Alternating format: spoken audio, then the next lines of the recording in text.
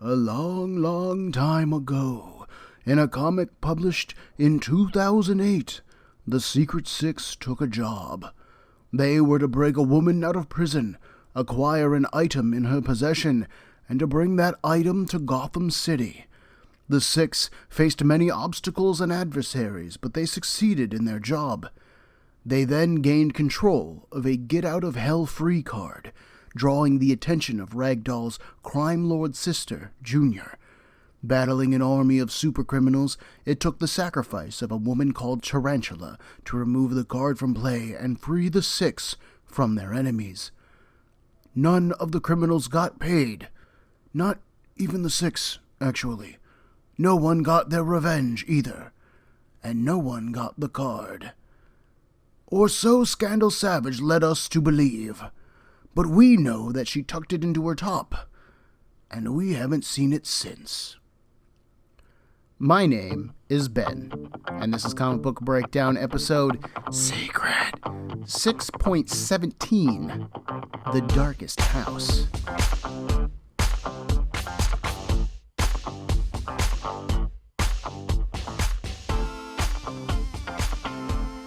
Secret Six issue 30, published in 2011, opens with an ad.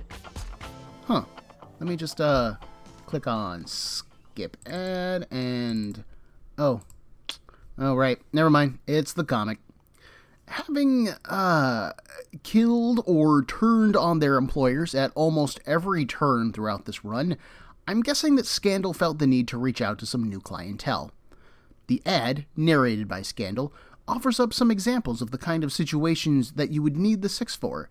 Then it gives their lineup and descriptions, like Bane, Master Strategist, or King Shark, biting and chewing.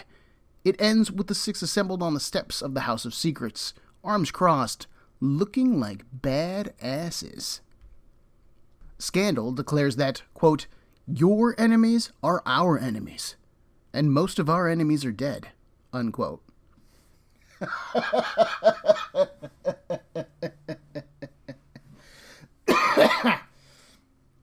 That tagline is both terrible and great. I love this bit. What a way to open an issue. Anyway, Insignificus says cut and points out that there are actually 8 members of the Secret Six, and you can almost see Scandal's sigh. It's been a minute since we really caught up with the Six. The past few story arcs have torn the team apart, put it back together, changed their status quo and their roster, and we have had little to no time to process all of these changes. Have Bane and Scandal settled their differences in how to run the Six? Is Catman still suicidal? Why is Black Alice even here? How is King Shark fitting in, and does he just live in the House of Secrets now? Do the Six just invite anybody who works with them to stay at their place? Unfortunately, I don't get to know. Or at least not really. With the Secret Six coming off of 2 crossovers, Simone knows that it's important to establish a status quo quick. What the Six is, what is their purpose, who are they, and what can they do. She needs to make issue 31 as new reader-friendly as possible, and this ad is a great way to do it. It also helps to establish the tone of the book. It's violent, it's dark, but with an undercurrent of self-aware humor. And it's only 2 pages. It's informative, it's funny, and it's a great way to reestablish Simone's tone and control. We're done with the less-than-stellar crossovers or reptile brains. We're moving forward, and it's going to be good. We then move elsewhere in Rutland, Vermont. We open inside of a building where it's dark. A man narrates as he returns home, locks the 6 locks on his door. Ooh, rough neighborhood. And then puts some Tabasco sauce in his eyes! Ugh. Before we continue with this guy's narrative, and we will, I want to say that I don't care for the writing in regards to his narration. This is Randall, who we last saw back in episode 6.7, Depths Part 2. He thinks that he's in love with Liana, who is in a relationship with Scandal. And he is crazy here, and I mean other than the hot sauce to the eyes. His narration is all over the place. I enjoy a well-written villain. I think the history of Comic Book Breakdown has established that. Some of my earliest comics featured Sabretooth messing with the X-Men emotionally since he couldn't tear them apart physically. While I never agreed with that character's motivation, I could understand it, and I could see its influence in his actions. I don't have that feeling here, though. Yes, Randall is in love with Liana, but can't have her, I get that. So why does he have 6 locks on a door when he's using the screen door outside of it to go in? Why does he put hot sauce in his eyes? His narration talks about stuff like rabbit holes and lies and how we're the victims, although I'm not sure who we're is referring to and how he is actually nothing. Narration is a tool that allows the audience into the mind of a character, giving us unique insight into who they are and how they view the world. And we know Randall's motivation. He wants Liana. So why does none of his narration make sense?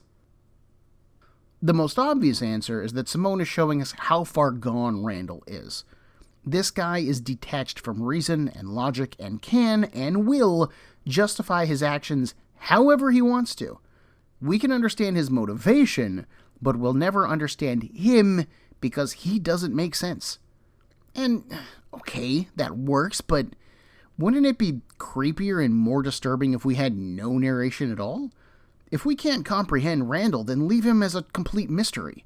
This scene would be way more disturbing if he just walked into his home and put hot sauce into his eyes with total silence.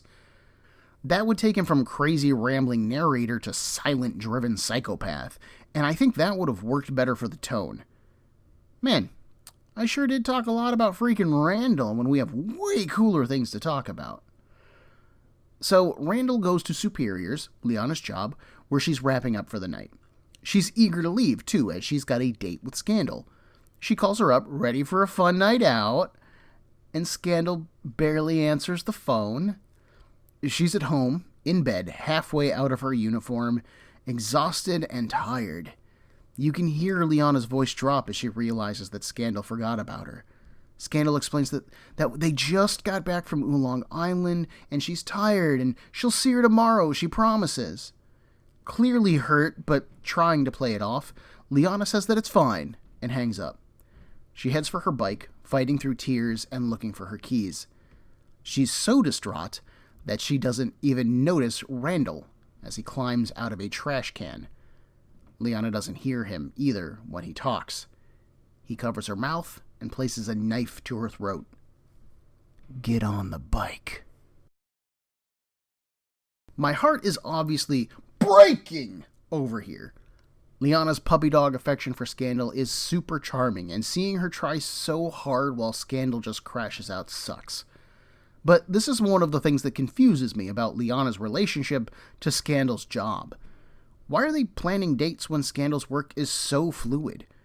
Who knows how long the Oolong Island job would have taken if Eric hadn't just abandoned the Six there? What would they have done then in regards to the date? Would Liana still feel heartbroken? This also feels like a good opportunity to just hang out, too. Maybe Scandal can't go out, but why not have Liana over? Even if all you do is chill for a minute and then fall asleep together, that's bonding time, too. Sometimes you just want to spend time with your partner. I get that.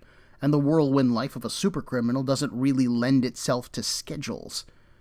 Assuming Liana survives this, you two need to have a good long chat about your relationship expectations and how you can meet them.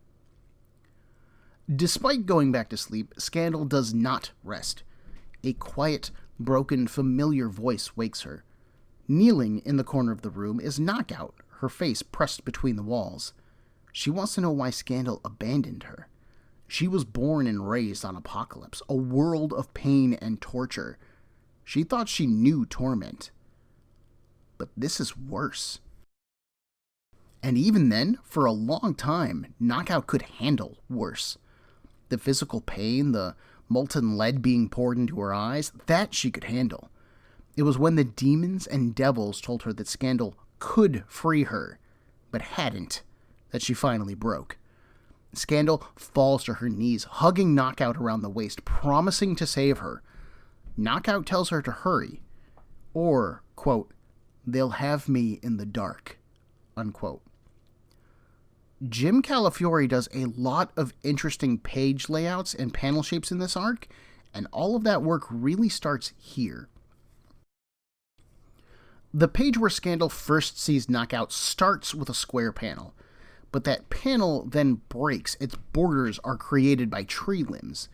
These limbs creep over the whole page, framing the sequence, and it's not just creepy on its own. We've been taught, thanks to years of horror movies and their tropes, that thin, scratching tree branches are really creepy. I can practically hear the limbs against the window, the wind howling, an ominous tune dancing in the air. This scene plays on those familiar tropes to add ambiance to the moment, enhancing it. Then we turn the page and the layout shifts, turning into jagged lines. An explosion rages behind Knockout as she talks about her torment in over-the-top language. I read this scene like Gandalf's "Farewell, Baggins! Do not take me for some conjurer of cheap tricks!" moment in the Fellowship of the Ring, or Galadriel's moment of temptation. All shall love me understand! I can hear Knockout's voice deepen, feel that energy behind her, and it really hits home how powerful this encounter is for Scandal. Because this can't just feel like a dream. It's Scandal's motivating factor for this whole arc. It needs to feel big. Oh, by the way, if you've just joined us, Knockout is Scandal's dead lover. She died back in episode 6.3, killed as part of a larger DC event that was going on at the time. Her death cast a long shadow over Scandal, but she eventually saw a vision of Knockout. That vision gave Scandal her blessing to move on, and she started a relationship with Liana, an exotic dancer. At the time, it was difficult to tell if Scandal was drunk, hallucinating, or if Knockout really could communicate through the veil of life and death. But, assuming that this scene is a real vision, it strengthens that earlier scene, giving it more weight. If this scene is real, then that scene could be real. Or vice versa. If we believe it, we buy into Scandal's story, and we'll follow her anywhere. Even into hell. The dream certainly felt real enough, because Bane heard Scandal cry out. He rams the door off its hinges and asks after her. Naturally, that entrance wakes Scandal up, and she immediately moves for the Get Out of Hell free card. She shoves her bed aside, opens her hidden safe, and finds that the safe is empty. Two quick things of note here. One, Bane no longer sleeps in the nude. Two, Scandal begins to narrate here. This is important for a few reasons. Part of it is because she recaps how she came into possession of the card, which is important for new readers who may not have read Unhinged. Another is to acknowledge that dream she just had. Scandal herself tells us that she's drunk such visions into existence before, but that this one feels real. She believes it. The final reason is to explain her thought process as she acts, because things happen fast from here out. Scandal explains that none of the six are heroes, but only one of them is a thief. This time, she's the one downing doors as she charges into Ragdoll's room, her blades slashing through the air. Naturally, Ragdoll immediately wakes up, as do his Secret Six-themed monkeys, and there's a scuffle. Which is when Ragdoll steps the crap up. He calls out Scandal for underestimating him, like everyone does. They see him as a jester, a joke, not the dangerous threat that he is. He twists around Scandal, pulling her unarmed left arm back.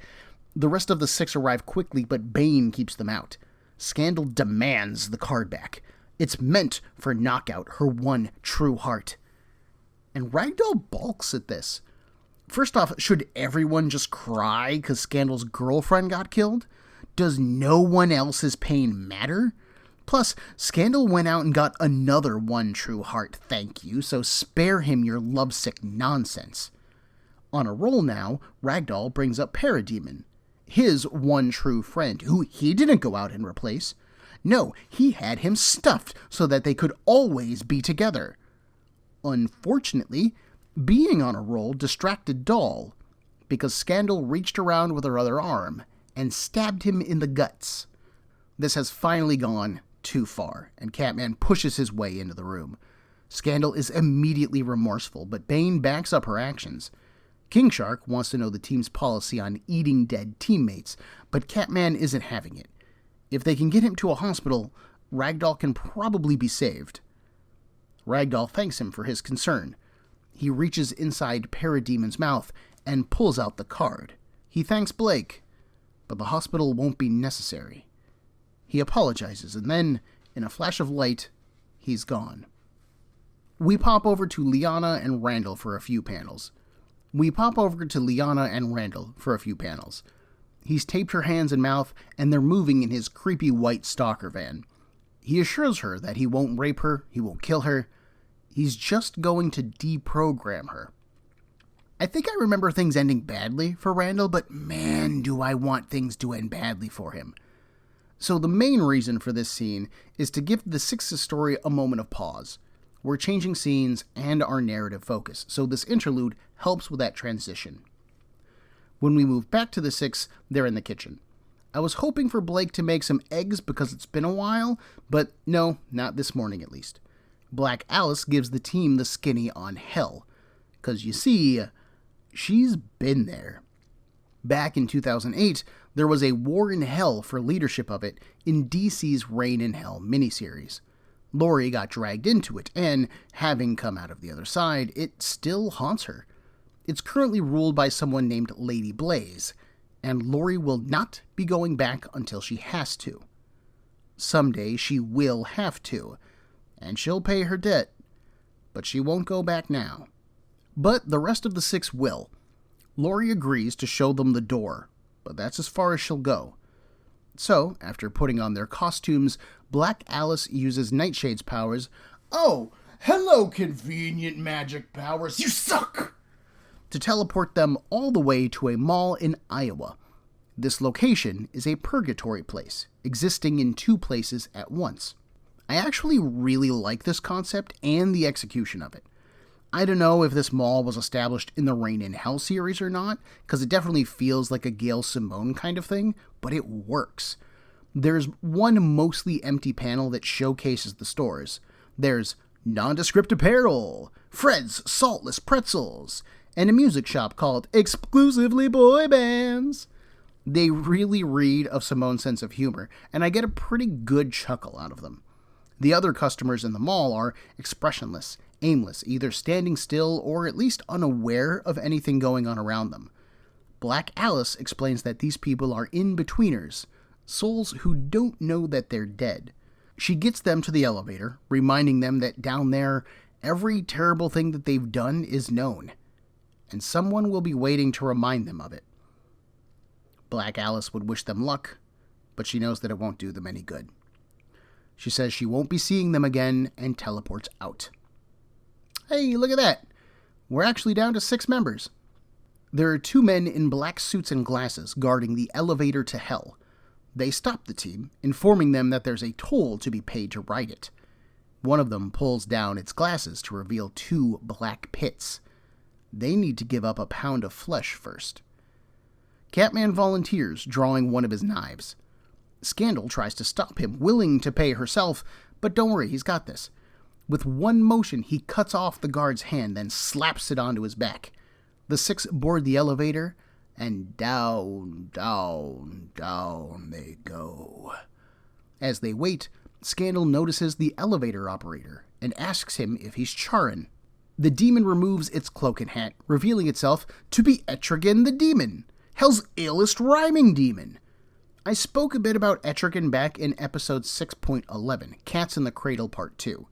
Why he's here, I don't really know. I mean, I get that he's a demon, and so he goes to hell or something like that, but I mean, Etrigan the Demon is supposed to be tied to a human sorcerer/magician named Jason Blood, and I don't know if Etrigan just exists in hell until Jason summons him, or if he exists in some nether space. Again, I don't really know Etrigan's deal very well. Gail Simone does seem to have a fondness for the guy, so I think he kind of showed up because she wanted him to show up. Eventually, the elevator stops and the door opens. Waiting for the 6 is Ragdoll, but this is Hell Battle Ragdoll. His mask is red instead of white, barbed wire runs along his arms, a top made of, it's probably flesh, but I'm going to say leather because I'm an optimist, hangs over his chest while bandages encircle his stomach. Behind him, ranging as far as the eye can see, are demons. The 6 have been expected. So how's that for a triumphant return to form? Bamfin, hey, that's so dope. Right off the bat, we're back to the 6 story mainstays. Personal conflicts, funny moments, sudden spots of illumination, and of course, the 6 fighting their greatest enemy, themselves. Like, this is exciting, man. Ugh. Obviously, I'm pleased by this. Overall, the writing is fast-paced, the characters feel right, the stakes are high, and it feels like anything could happen. I do want to complain a bit about choosing to do this story immediately following 2 crossovers, though. If new readers from those stories did pick up The Secret Six, I really don't know how much they would understand this story. There was just so much happening here that's reliant on older stories.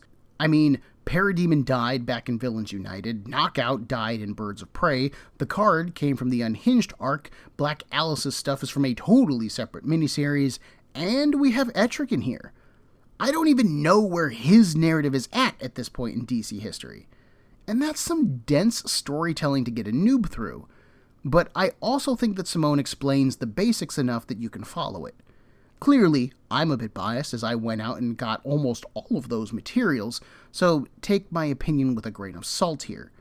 This feels like the penultimate arc of the 6 to me, building upon everything that came before it all at once, and I love it. Artistically, Calafiore knocks this one out of the Bamfin Park, too. I think the horror vibes of this arc lend themselves more to Calafiore's imagination. Like, it feels like he's having fun.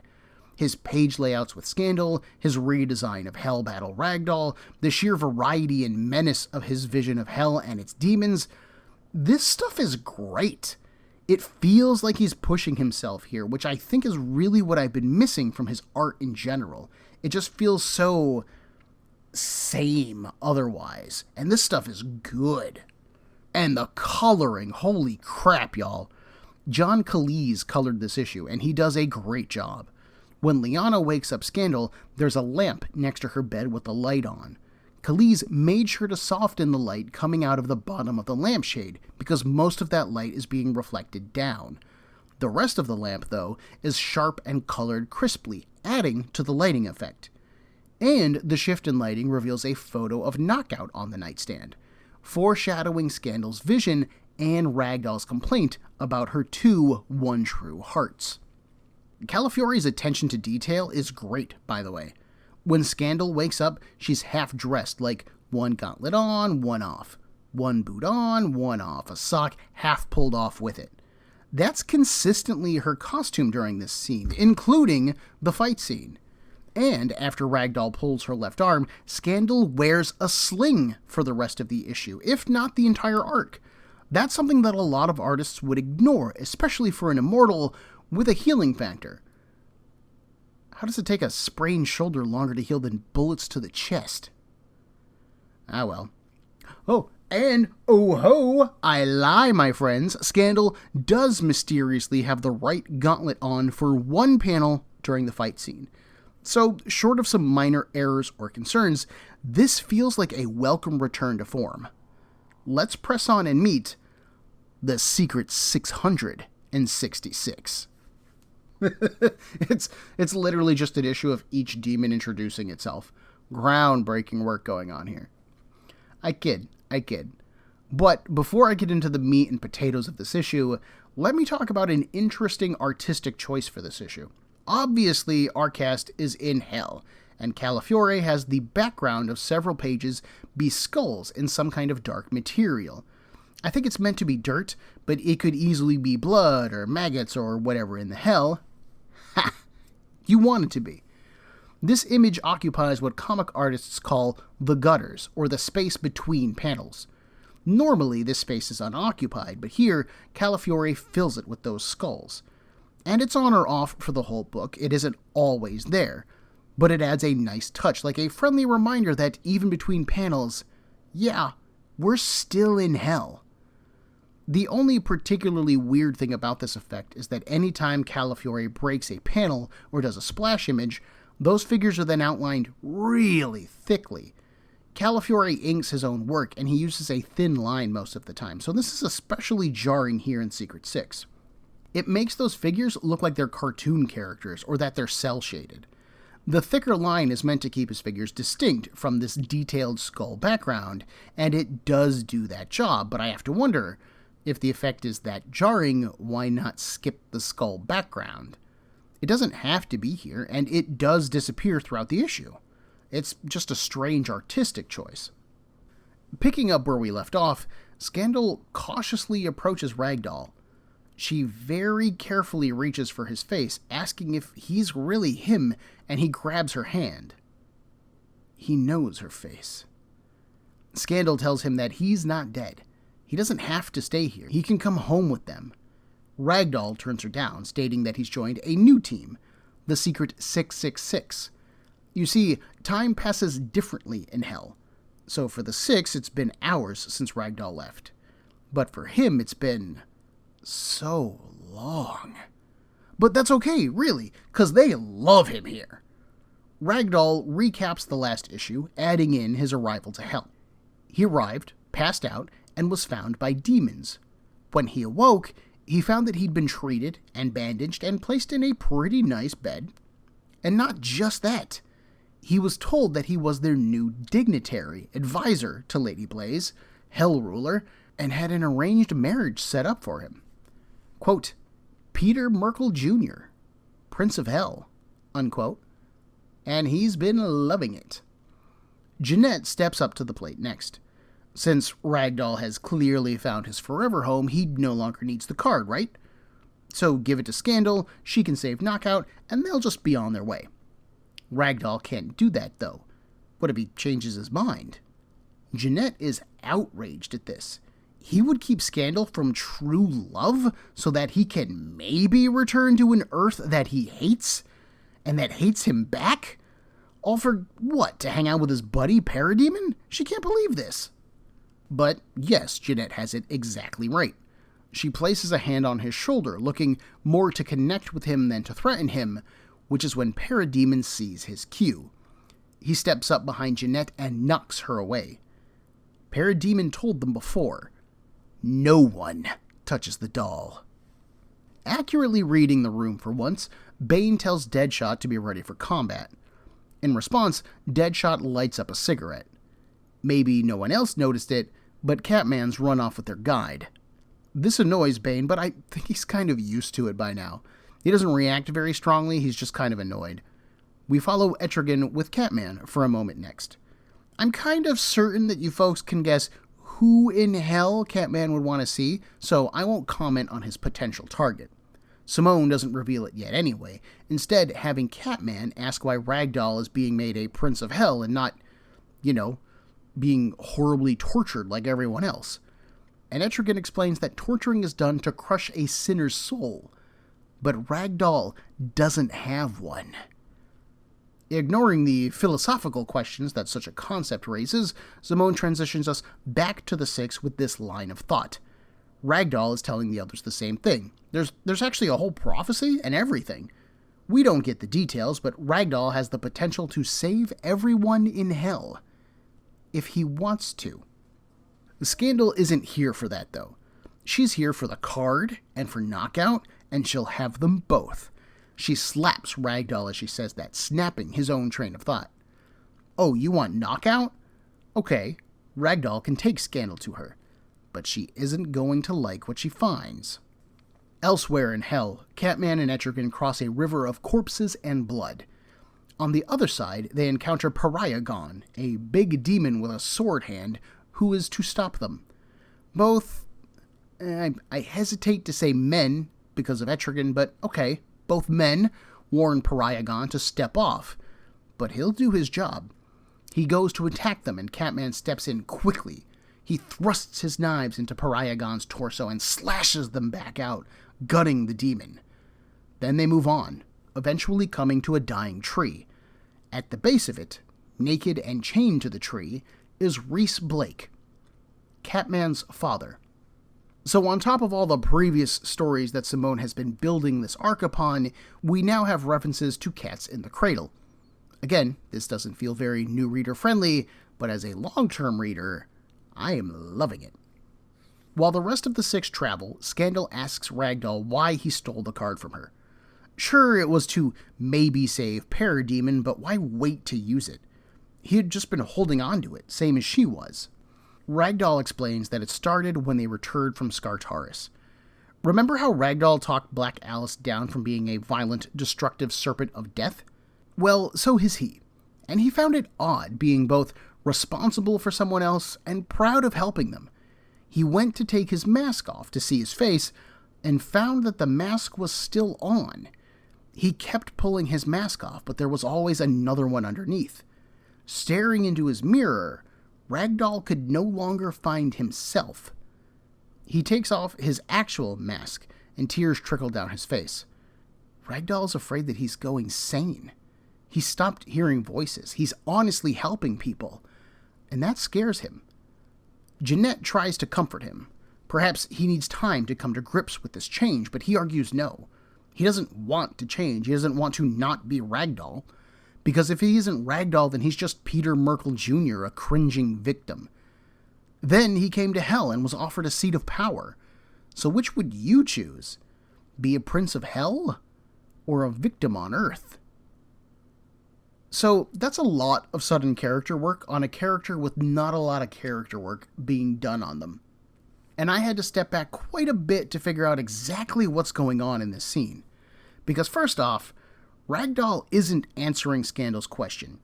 She asked why he stole the card, and he rambles off a tale of unexpected heroism and unwanted personal growth.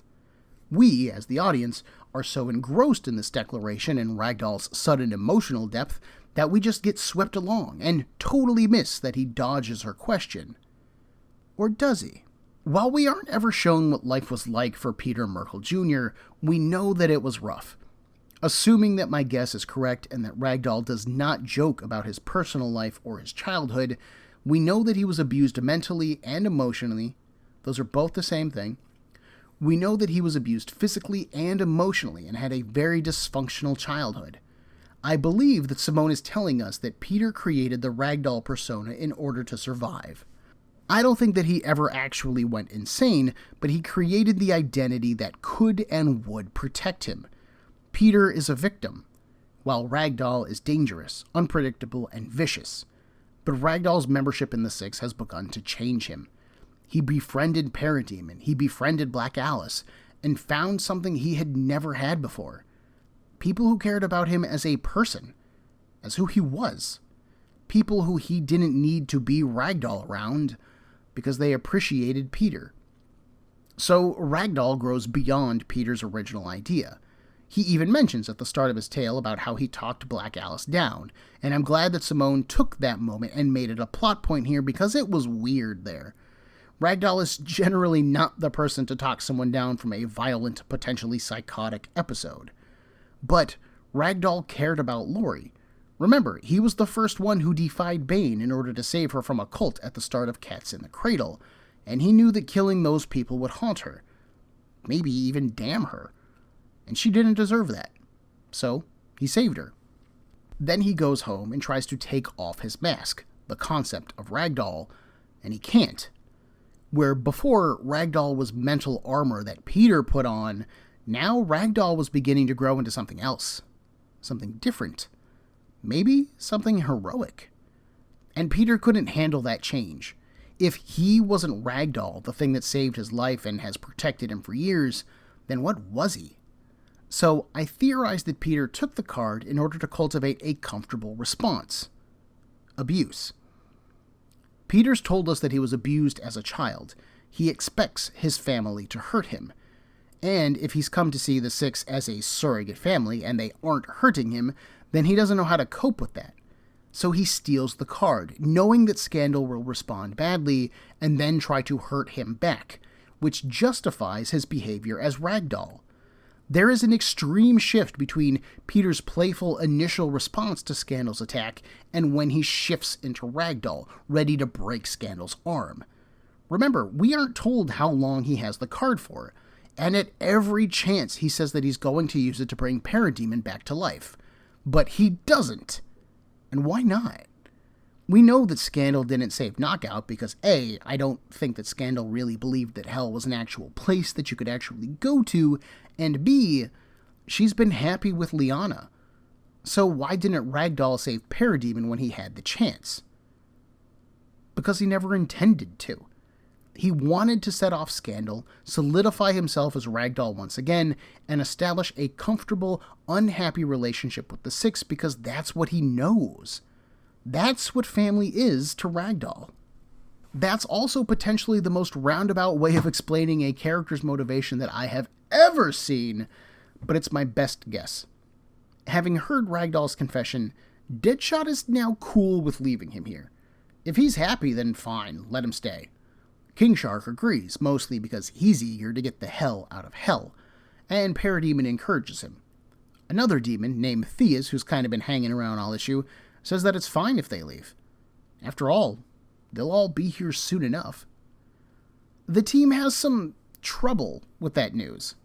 Not all of them, but enough of them. Deadshot saw that coming and just seems happy to have it confirmed. Jeanette was expecting it, but still, hearing it out loud, it really upsets her. But it shakes Bane the worst. He has a code of honor. He is a righteous man. He doesn't deserve hell. But having a code of honor will not save you from hell if that code allows for murder and mutilation and the conquering of the innocent. So Bane starts to think this through. If he truly is damned, then his earthly actions don't matter. Whatever he does, he will end up here. But Scandal argues otherwise. They choose their lives. Regardless of God, or punishment, or laws, or hell, they are their own people. What they do matters because they choose to do it. And she's choosing to get that card, even if she has to go through Ragdoll to do it. We then get a big ol' splash page of violence as the Six begin fighting Ragdoll's army. They are going to lose, and they know it, but Bane will crush Doll before that happens. Scandal rushes to him, demanding to know where Knockout is, which is when Knockout punches Scandal off of Doll. Remember when he said that he was betrothed? Guess who the bride-to-be is? Writing this up, I felt like issue 32 would never end. Page after page of interesting character moments and cool story developments, and then Ragdoll's bombshell confession/dodge. It just wouldn't stop! But that's great. This feels like a proper continuation of issue 31 in terms of pace, tone, and how epic it all is. I don't like that we totally breeze past Ragdoll as a prophesized savior of hell, but I'm also glad that we don't deviate off our course of saved Knockout. Ragdoll has generally been the least developed of the Six, so we're finally getting some good story meat regarding him, and I'm digging that. I felt super bad for Bane upon learning that he was damned, too. Remember, Bane has been operating under the impression that, having served time and suffered for his father's sins, that he was an innocent. Having his code would keep him from becoming evil, like every other villain that he knows, or his, teammates, but that's just not how goodness works. Sorry, dude. I am super glad to see Reese Blake in hell, though. Nice to know that there's some justice in the DCU. Screw that guy. Oh, and I should mention that we get a one-page check-in on Liana. Randall finally arrives at his re-education trailer. She tries to escape when he goes to take her out of the van, but he catches her. Simone is basically reminding us that this is still going on, and that the Six are nowhere near being able to do anything about it. And it's going to be a minute before they are able to do something. Next episode, we finish our adventure into hell as the Darkest House comes to a close. Scandal confronts Knockout, Catman confronts his father, the Six confront Ragdoll and his army, and finally, Lady Blaze herself shows up to give the Six their own piece of hell. Then, in issue 34, they need to find and save Liana. But will they be able to in time? Join me in a week for The Darkest House, Part 2. Everyone, there are a million podcasts vying for your time and attention, and I'd like to thank you for listening to mine. If you would like to get in touch with me, to share a concern, request a series, compliment me, berate me, whatever you like, send me an email at cbbreakdown@gmail.com. Otherwise, thanks for listening.